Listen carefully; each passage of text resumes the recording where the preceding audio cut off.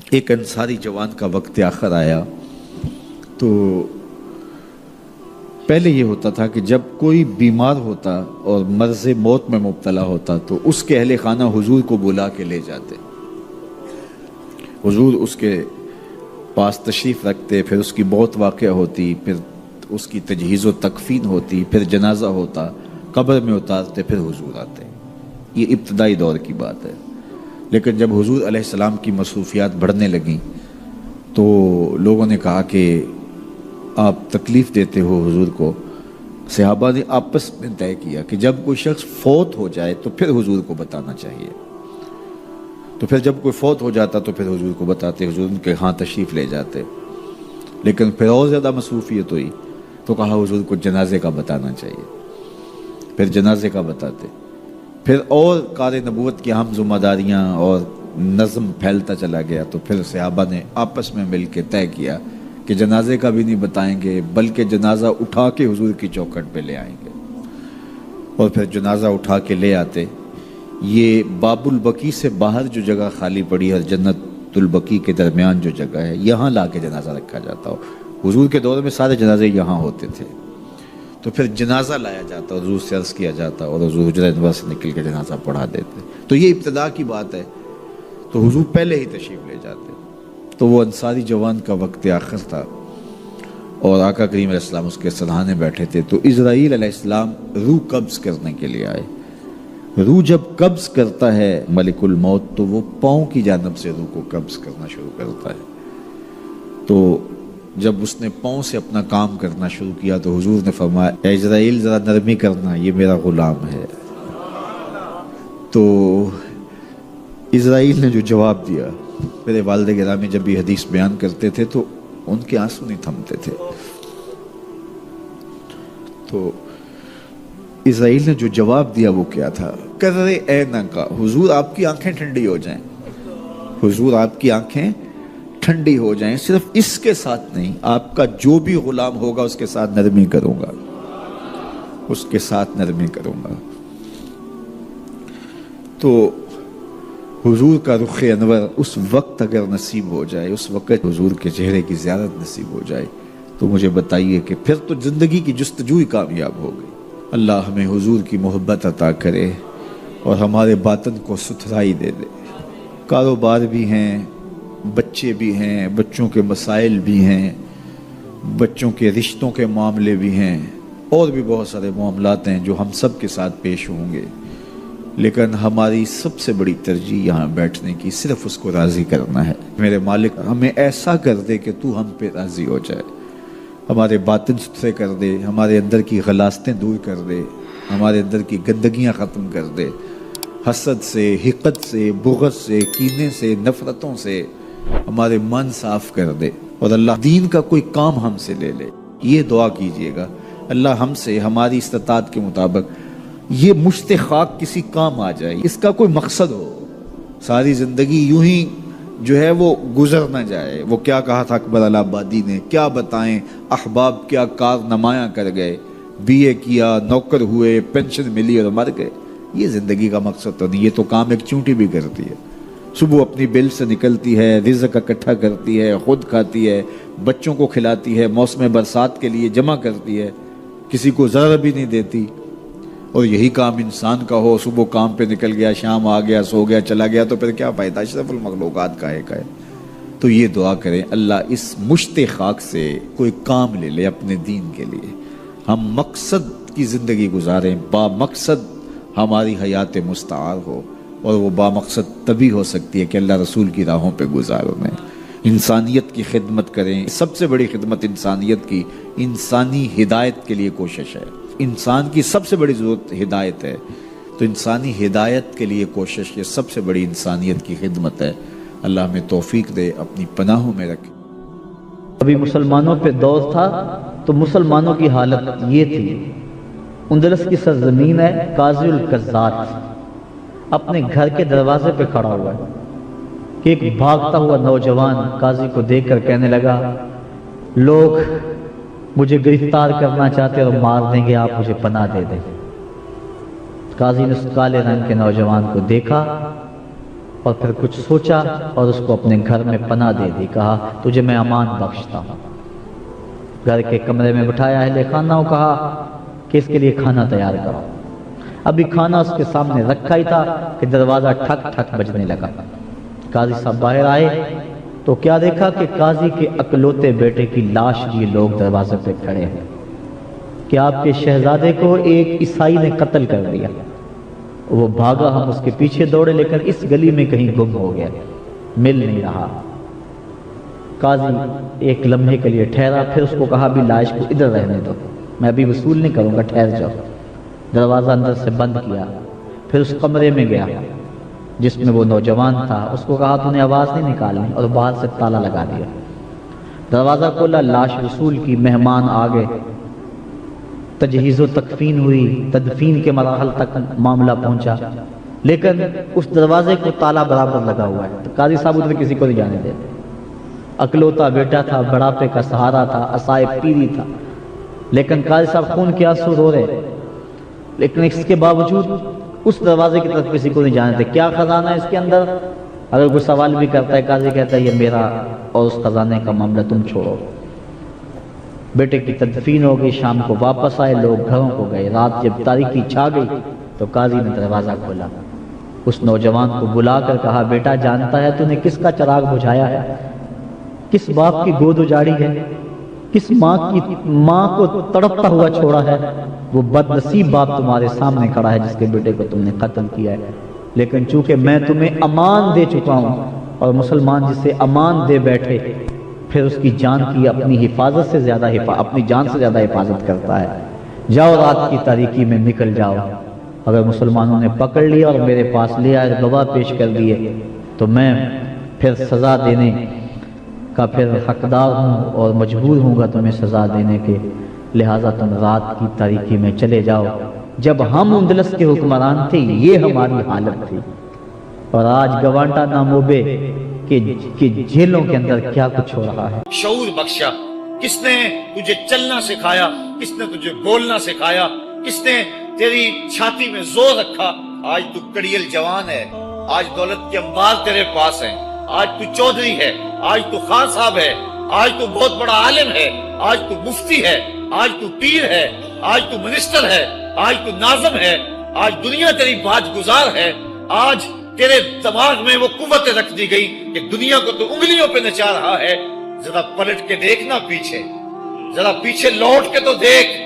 تو چار پائی کے سہارے بھی چلنا نہیں جانتا تھا، پھر تجھے چار پائی سے چلنا سکھایا، پھر تو نے چلنا، اور چلتا تھا 2 قدم تو گر پڑتا تھا. ذرا ماضی کی طرف پلٹ کے دیکھ، اور تو بھول گیا رب کو جس نے تجھے اتنا کچھ دیا. چل ماضی کی طرف پلٹ کے نہیں دیکھنا، مستقبل کی طرف ہی چھانک کے دیکھ لے. ایک وقت پھر دوبارہ تیرے اوپر ایسا آئے گا، پھر تیری بولتی بند ہو جائے گی، پھر تیرا چلنا بند ہو جائے گا. چار پائی سے لگ گیا، مورے میں تکلیف ہو گئی، تو فالی زدہ ہو گیا. سارے گھر والے 4 دن تو بڑی خدمت میں لگے رہے، لیکن انہیں اپنے کام بھی تو کرنے تھے. پھر آہستہ آہستہ تجھے اگنور کرنا شروع کر دیا. تو بھی اس بات کو سمجھنے لگا. پھر وہ وقت بھی آیا کہ تیری چار پائی کو اندر سے اٹھا کے برآمدے میں رکھ دیا کہ بابا کھانستا ہے، بچے ڈسٹرب ہوتے ہیں، جراثیم پھیلتے ہیں. اب نوکر تجھے روٹی دینے لگا. شام کو بیٹا آتا ہے، 2 لمحے کھڑا ہوتا ہے، پھر اپنے بیڈ روم میں چلا جاتا ہے. تو اس کی صورت کو ترستا رہتا ہے. آج تیری زندگی اجیرن بن گئی. پھر تیرے اوپر ایسے حملے بیماریوں کے ہوئے، ایسی تکلیفیں ہوئیں، بولو براز بھی اوپر، لوگ ناک پہ کپڑا رکھ کے تجھے اٹھاتے ہیں. اس وقت تو اپنی زندگی سے تنگ آ گیا. تو کہتا ہے ڈاکٹر کو لگا زہر کا ٹیکا، مجھے موت آ جائے. بتا ہم تجھے موت بھی نہ دیتے تو کیا کرتا؟ ہم نے تجھے زندگی دی تھی، یہ ہمارا احسان، اور اب تمہیں موت اگر دیں گے تو یہ بھی ہمارا احسان ہے. اگر تو تڑپتا تھا، تیری زندگی جو ہے وہ اجیرن بن چکی تھی، سارے تجھ سے تنگ آ گئے تھے. تیرے بیٹے بھی کہتے دعا کرو اللہ بابے کو پردہ دے دے. سارے تیرے پردہ مانگ رہے تھے. اب بتا کہ ہم تجھے پردہ بھی نہ دیتے تو کیا کرتا؟ ثم اماتہ فاقبرہ، شکر کر ہم نے تجھے موت عطا کر دی. فاقبرہ، اور پھر اس کے بعد تجھے قبر دی. کتا بھی تو مرا تھا، گھسیٹ کے روڑی پہ ڈال دیا. بکری بھی تو مری تھی، گھسیٹ کے روڑی پہ ڈال دیا. تجھے بھی روڑی پہ ڈال دیا جاتا تو کیا تھا؟ لیکن کہا نا یہ میرا شاہکار ہے، پہلے سے غسل دو، बेरी के पत्ते भी डाल लेना, सफाई खूब हो जाए। इसको चिट्टे लिबास का कफन दो, इसके सनत सनत पे खुशबू मलो, इसको सुलगाओ, खुशबुएं सुलगाओ, इसको खूबसूरत चारपाई पे डालो, इसके आज़ाए सजदा पे मुश्क मलो, और इसकी जो है वो चारपाई के दाएं बाएं फूल रखो। और अब सारा जमाना तेरा मुंह देखने आ रहा है, जरा सोच, तेरा मुंह दिखाने के काबिल है।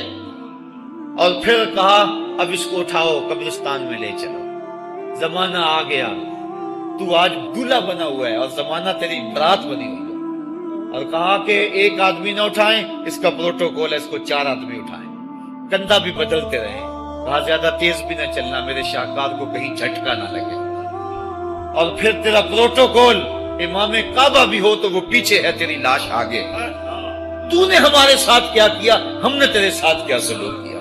या अय्युहल इंसान मा गर्रक बिरब्बिकल करीम, हमने कहा इसके लिए छोटा सा घर बना दो और उसके अंदर पर्दे में इसको रख के ऊपर से मिट्टी डाल दो, ऊपर फूल डाल लो, और फिर इतनी देर तक खड़े रहो जितनी देर तक ऊंट को ज़बह करते हैं, उसकी खाल उधेड़ते हैं, उसका गोश्त बनाते हैं, फिर उसको तकसीम करते हैं। और फिर आओ तो दुआएं शुरू कर दो, कभी कुल की महफिल सजा दो, कभी 10वें की, कभी चहलम की। ऐ इंसान, तेरे साथ जो कुछ हुआ लोगों की नजरों के सामने तुझे रुसवा तो नहीं किया मैंने। या अय्युहल इंसान मा गर्रक बिरब्बिकल करीम, जरा पीछे पलट के देख ले, नहीं तो आगे झांक के देख ले, तुझे कभी तो शर्म आएगी। तो कहां भटक गया, कहां बह गया। आ जा उस करीम रब की तरफ जो 70 माओं से ज्यादा प्यार करता है। आना तो तूने है ही, आज नहीं तो कल आएगा, तो कल जो फिर कफन में मुंह छुपा छुपा के आता फिरेगा, आज खुले मुंह ही आ जा। आज मेरी रहमतें तेरा भर भर के इस्तेकबाल कर रही है। रूबी बिन हराश एक बुजुर्ग हुए और ताबी हैं ताबी। ताबी वो था जिसने सहाबी को देखा हो, सारी जिंदगी उनके चेहरे पे मुस्कुराहट नहीं आई। वो कहते थे क्या खबर मेरा अंजाम क्या होगा। शेख सादी फरमाते जब तू दुनिया पे आया था ना, तो तू रोता था, ये सारे हंसते थे। बच्चा जब पैदा होता है तो और उसका रोना उसकी जिंदगी की दलील है। जब तक बच्चा चीखता नहीं सारे परेशान होते हैं, आवाज नहीं आ रही, पता नहीं जिंदा है कि जो है वो गोश्त का लोथड़ा है। जब बच्चा चीखता सारे खुश हो जाते हैं, मुबारकें देते हैं, मिठाइयां बांटते हैं, तो उसका रोना उसकी जिंदगी पे दलील।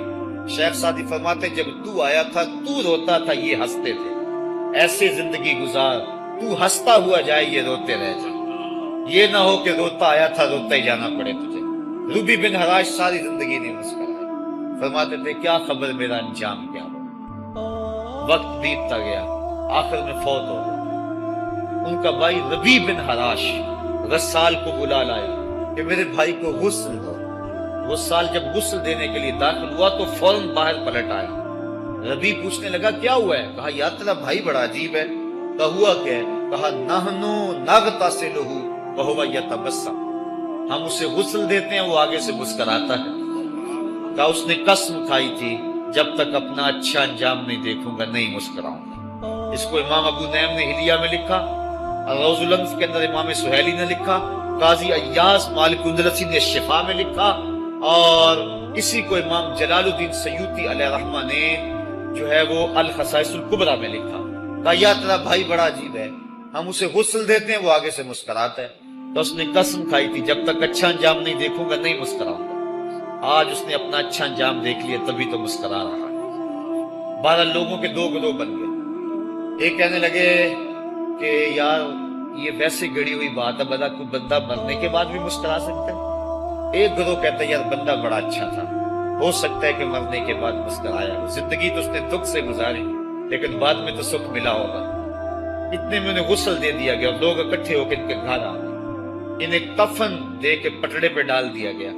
रूबी बिन हराश ने जब लोग बातें कर रहे थे, कोई कह रहा था सही है कोई कहता है गलत था, तो उसने कफन से हाथ बाहर निकाला और लोगों को कहा अस्सलामु अलैकुम। लोगों ने कहा वालेकुम अस्सलाम अततकल्लमु बादल मौत। अजीब बात है, मरने के बाद बातें कर रहे हो। काला नाम अतकल्लमु बादल मौत। कहा हाँ हाँ मैं मरने के बाद ही बातें कर रहा हूं। अरश फरश ते बांगा मिलियां ते मक्के पै गया शोर, बुल्ले शाह सा मरना नहीं ते गोर पे आ कोई और।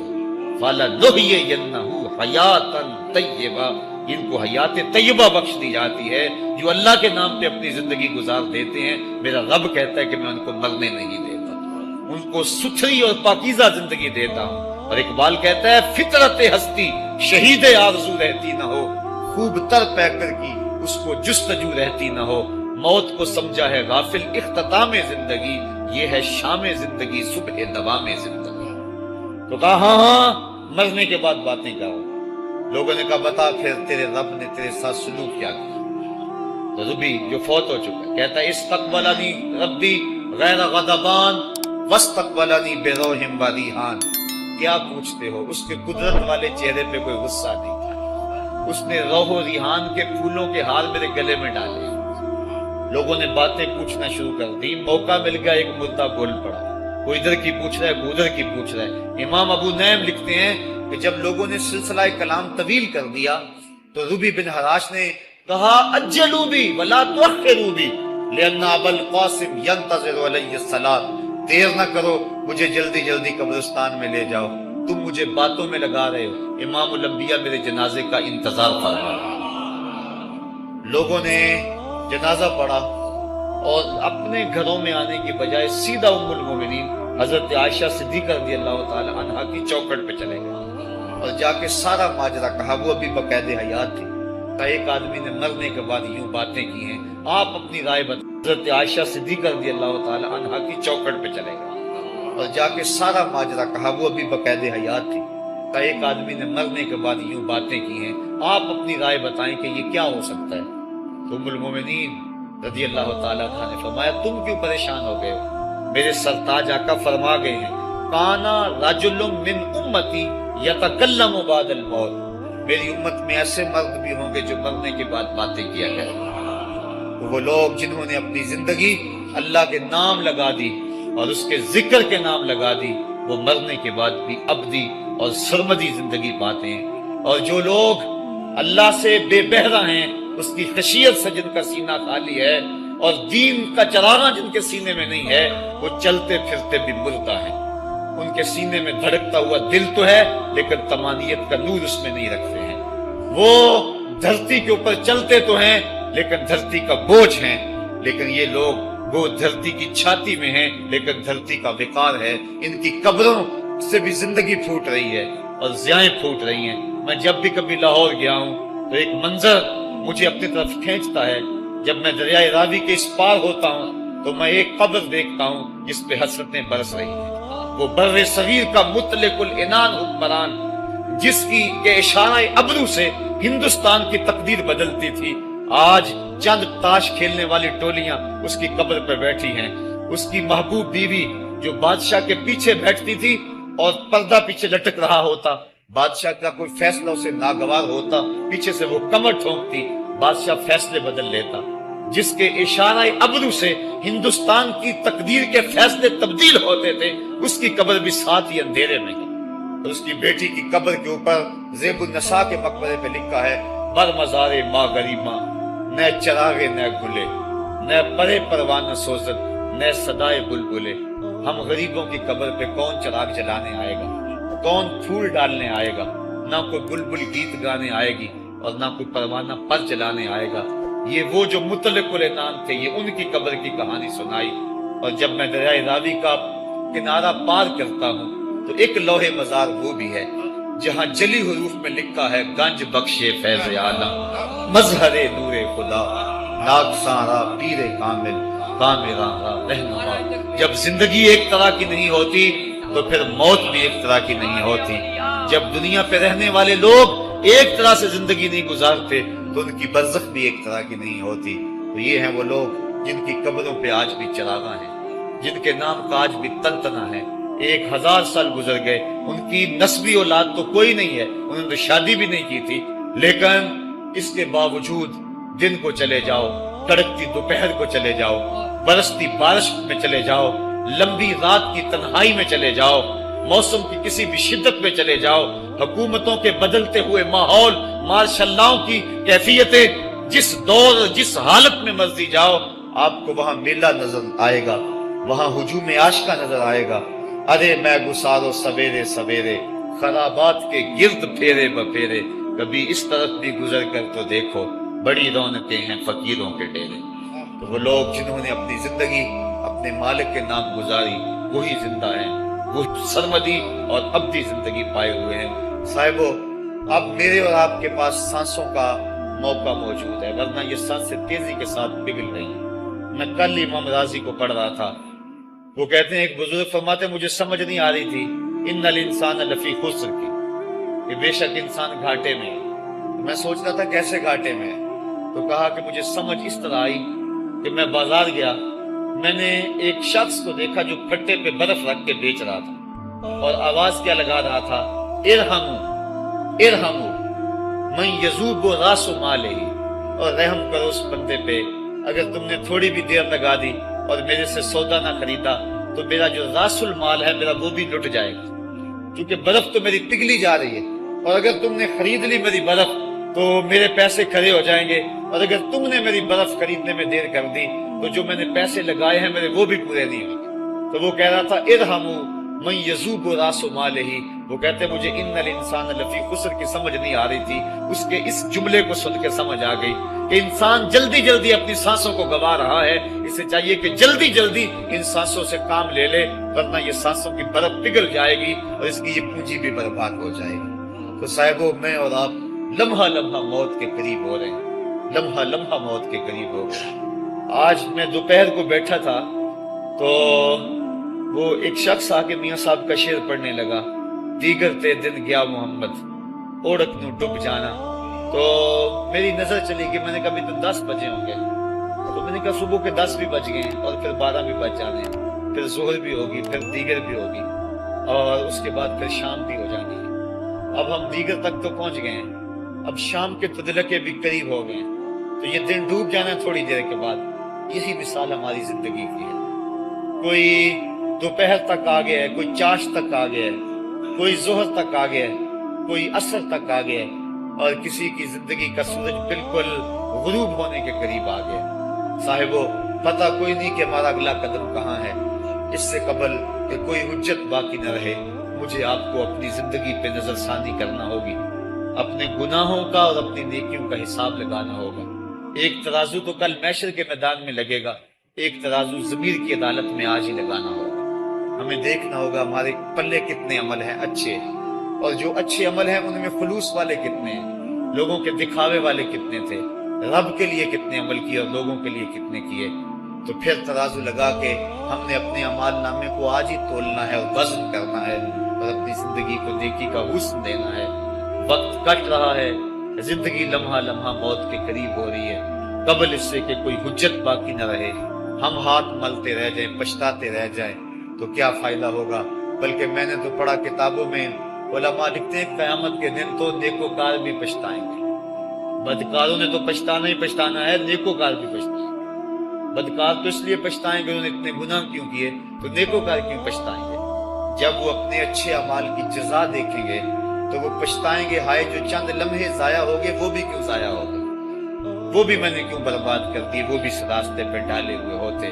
تو آج مجھے آپ کو موقع ہے، دیکھیں قبریں کتنی، قبریں جو ہیں وہ ہمارے کتنے ملنے والے، ذرا نظر دوڑائیں نا، آج ہم کتنوں کو کندھوں پہ اٹھا کے قبرستان چھوڑ آئے ہیں۔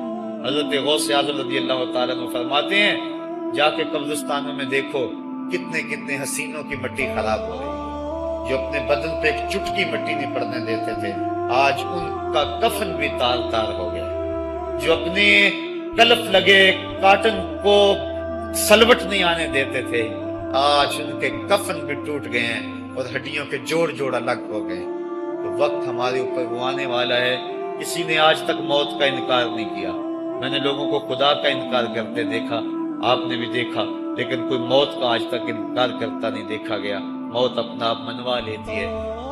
میں اور آپ موت کے بتدریج قریب ہو رہے ہیں، ہمارا اٹھنے والا ہر قدم ہمیں موت کے قریب کر رہا ہے۔